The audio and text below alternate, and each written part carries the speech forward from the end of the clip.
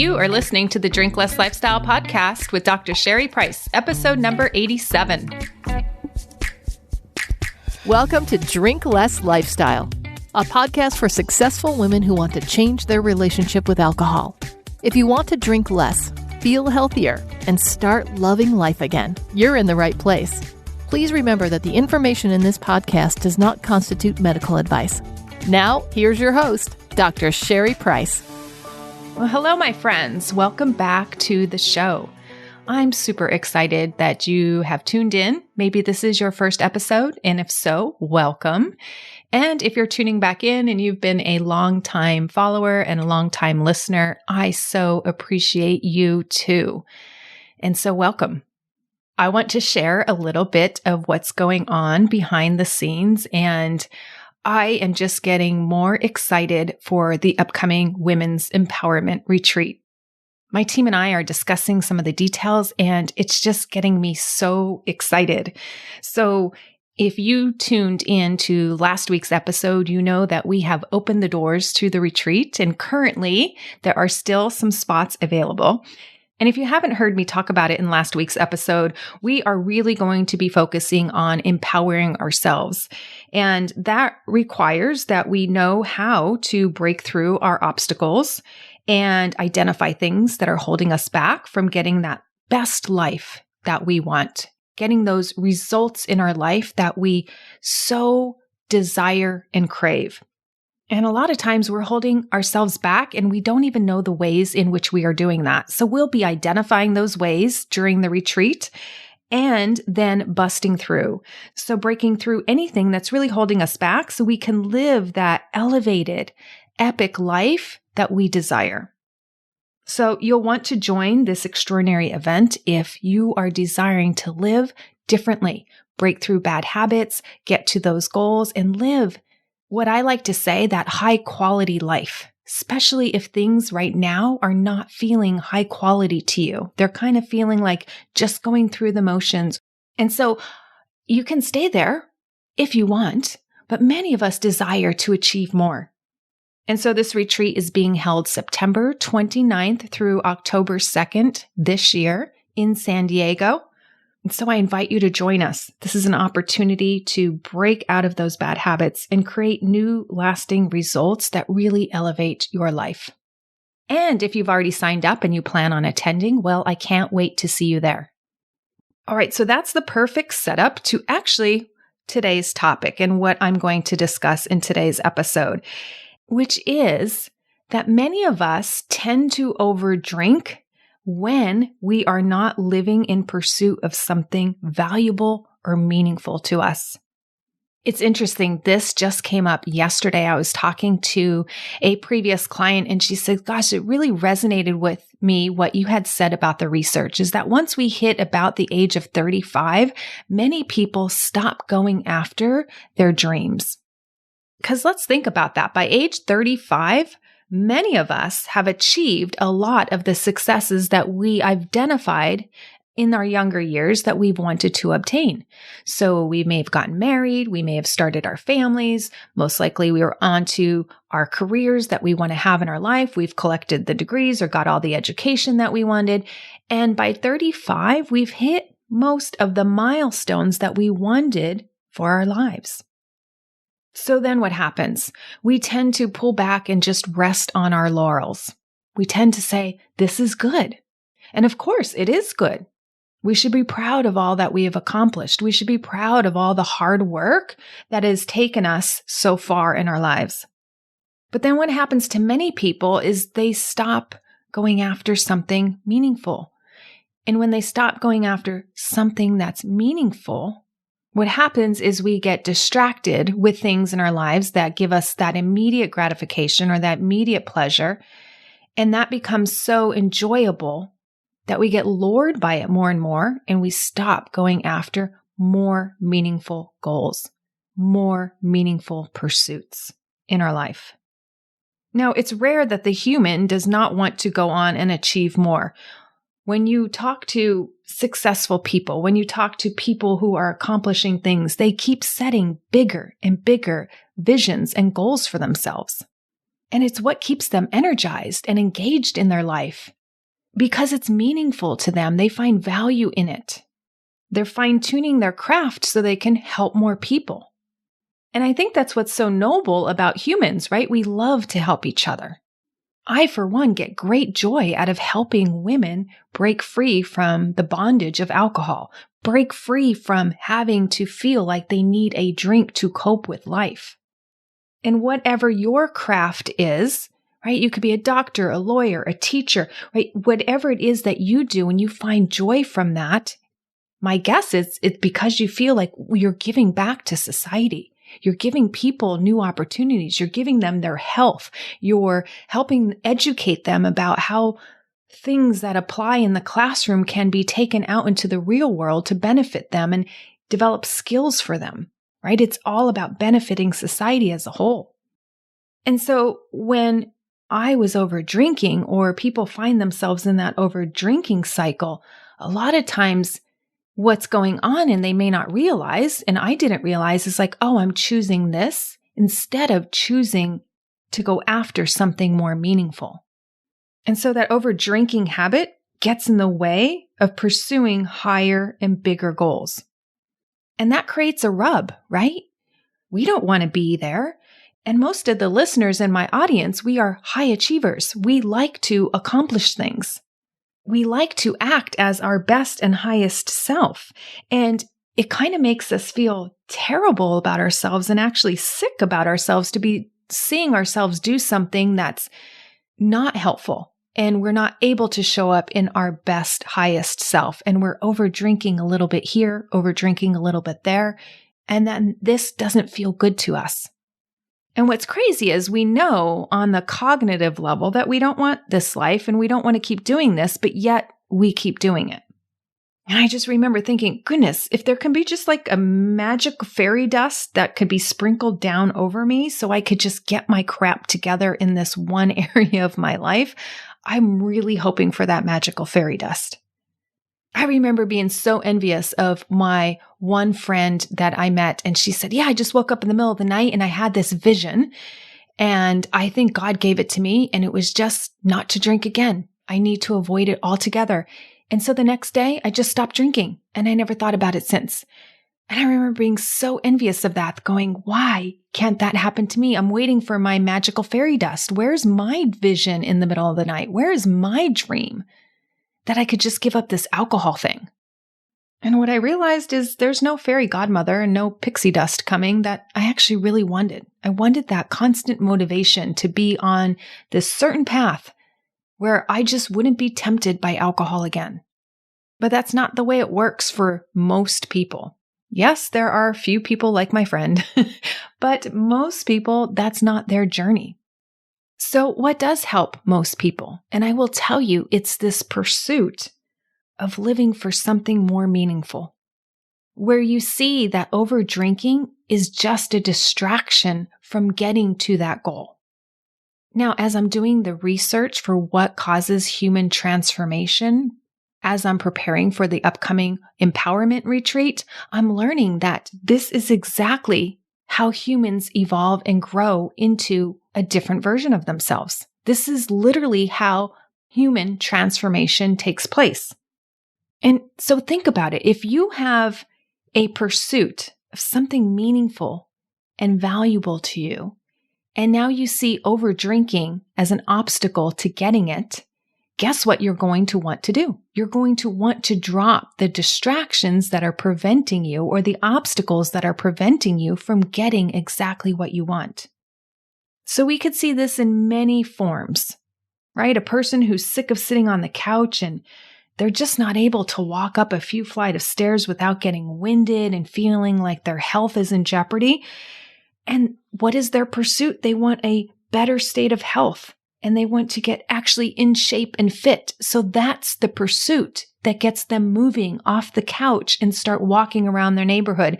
Then they're walking around the neighborhood. Then they're entering 5Ks and training for that. Then they're finding people with like-minded interests and joining groups and running groups, right? They are saying, I am committed to this pursuit of something meaningful. And that's how human transformation takes place. Or how about the runner who's already a pro at running? When they run, they win district titles and state championships, and they love running so much that they say, oh my goodness, what next is possible in my running career? Let me try out for the Olympics. Again, here we see the pursuit of a human wanting to go after something meaningful to them.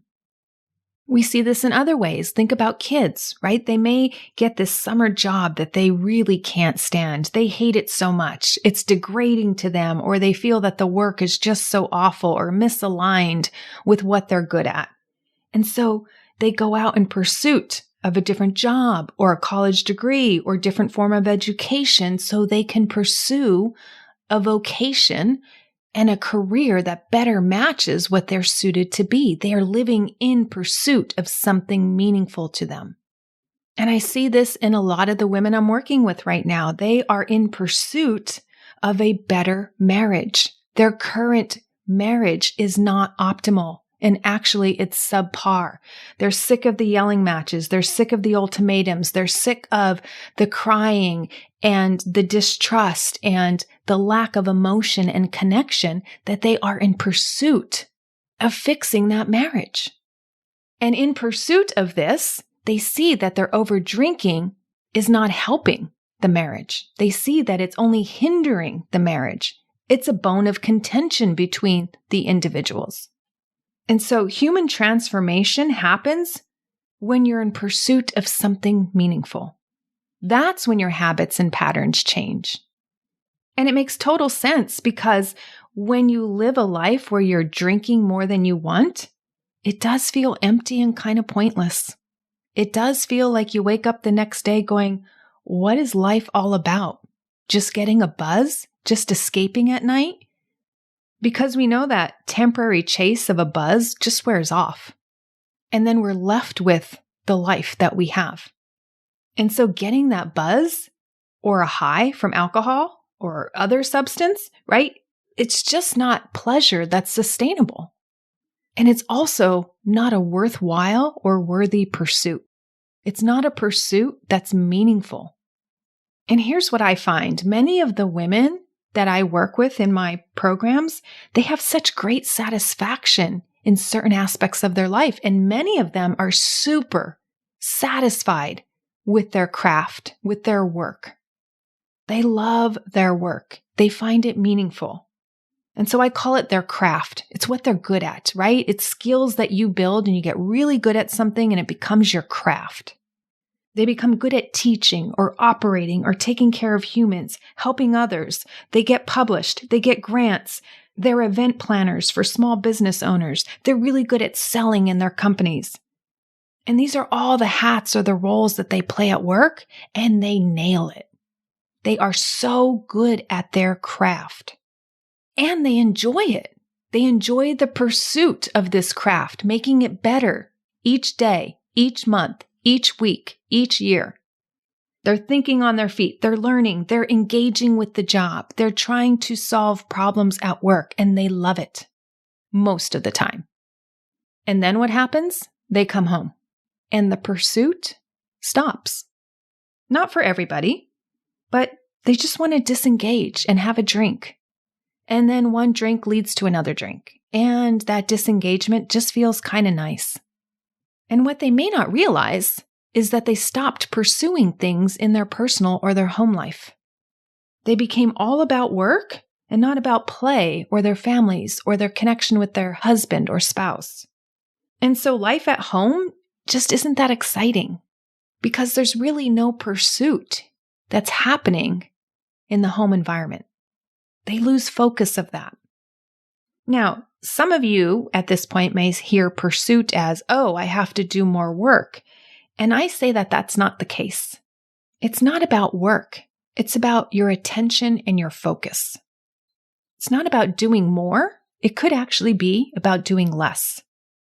So maybe you have the type of job where you want to decompress for a few minutes before you engage in the home life.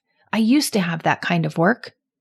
And it was important to me that I pursue a bit of rest and a bit of decompression as I came home. As a coach, I don't need that. I am so energized by my work that I could just close my office door, engage with my family right away because this work is so motivating and energizing for me. I love it. So if your pursuit is, I need to recharge so I can show up better as a wife, a partner, a mom, or whatever, then you pursue that recharge, that re-energizing, so that you can show up the way you want to show up when you do get home. So because your battery, is on work mode and you want to transition, right? And you want to decompress, great. Give yourself that permission to take a quick 15-minute walk, 5-minute walk, clear your head, clear your headspace, clear the toxic thoughts, clear the work thoughts, so you can show up as the woman you want to be.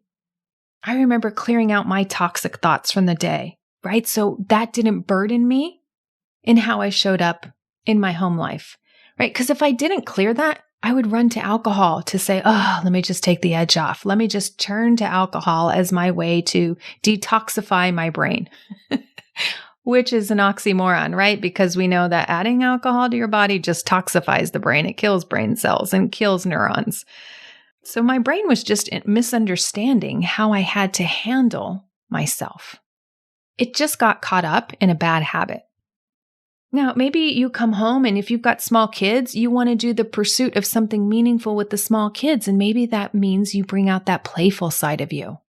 It's not like you have to do it hours and hours on end like they can, right? But you do it and you spend some quality time doing this activity, pursuing some play, to create a bond, to create that safe connection, to spend time with the kids. And I love being in pursuit of something meaningful because this is my life and I get to create it and I get to design it. Yes, I can live on default mode, but I know where that gets me. That just gets me more of the average and mediocrity. That's not where I choose to live. So right now I'm in the pursuit of an amazing, epic relationship with my husband. Things are changing for him and his world, and I want to show up in a way that these times don't drive a stake between us, but drive us closer together and bring us closer together. So when I engage with him, I'm engaging with him. I'm not avoiding or disengaging with him. And many of the women that I'm working with right now, they see that what they're doing and the actions they're doing in their home life are a form of disengagement, which is not going to bring the relationship closer together. You may need to disengage short term, right, to get your thoughts clear on what you want and what your objectives are, but it's not the long-term strategy to create more love in the relationship, right? We need to engage with the people we love, right? And before you get married, you get engaged, right? Which means you're going to be spending more time with this person, not less.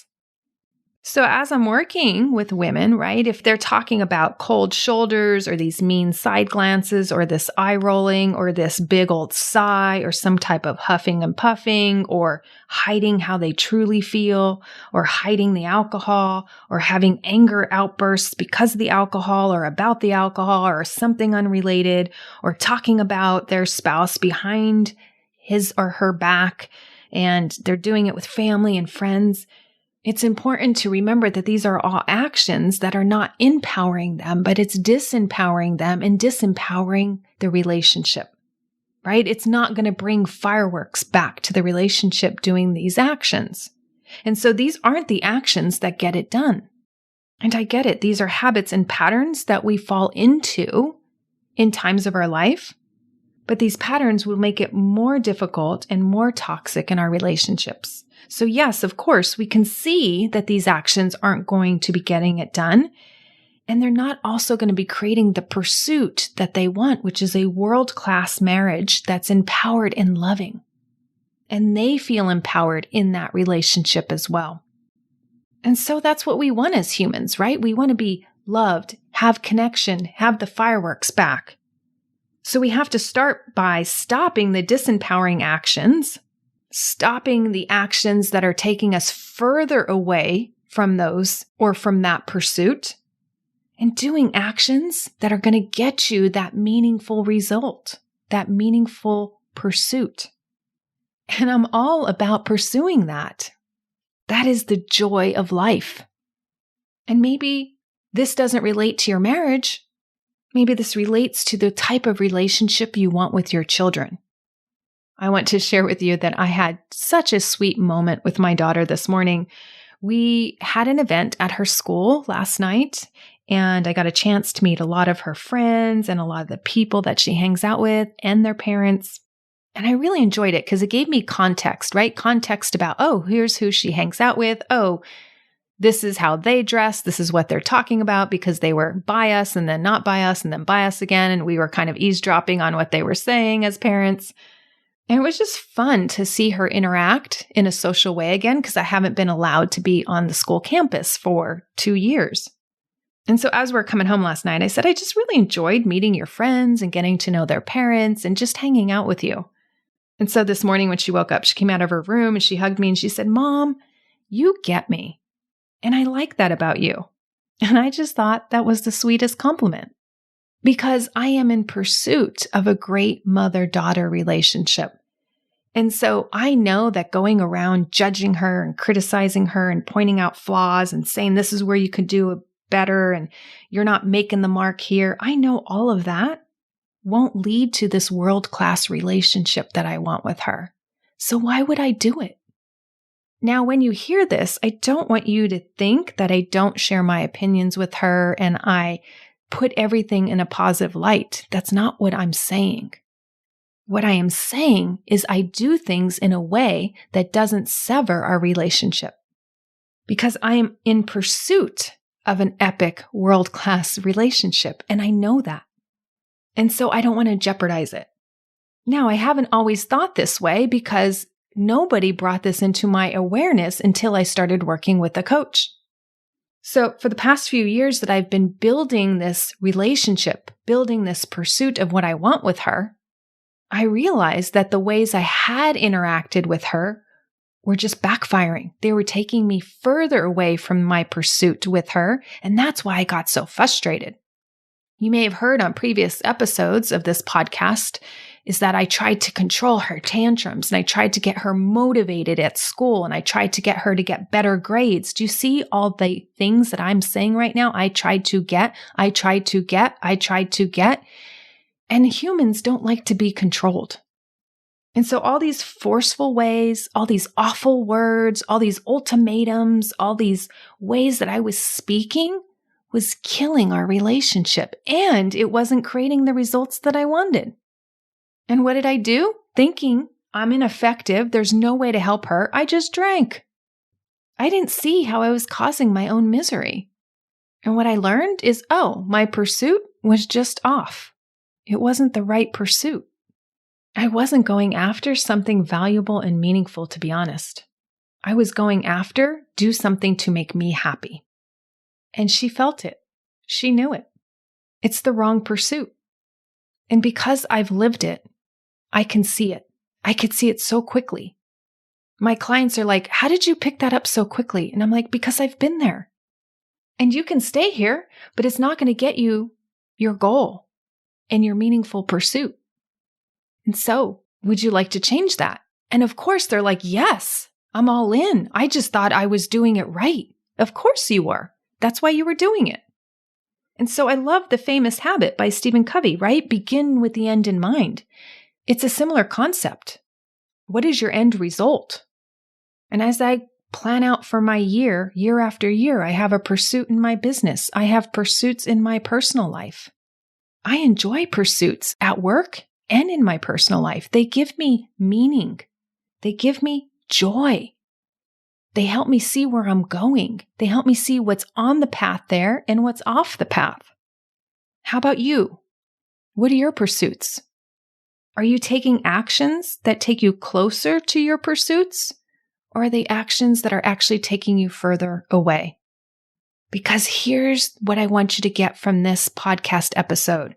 It's the pursuits that inform the actions you take, not the other way around. And that's where most of us are getting it wrong. Brendon Burchard writes about it like this: who do I have to become to achieve the purpose I want? That's another way of saying, What is your pursuit that's meaningful to you? And so who do you have to become? Decide on who you want to be and actively create that person. Live in pursuit of something meaningful, my friends. Research shows that people become depressed when they don't have a meaningful pursuit, when they stop pursuing things in their life. They've given up on their goals and their dreams. They stopped achieving what they want. And here's another tip I want you to know. Meaning in life isn't something you find. It's something you create. I had to define what my meaningful pursuit was, and I got to define that, not society. Society will tell me to spend more, drink more, shop more, eat more. It's all about more. And so what did I do with society's suggestion? I tried it. Bigger house, bigger car, bigger this, more that, more alcohol, more food. Yeah, I wasn't satisfied. It wasn't fulfilling. It didn't feel good. It caused dis-ease, right? Disease.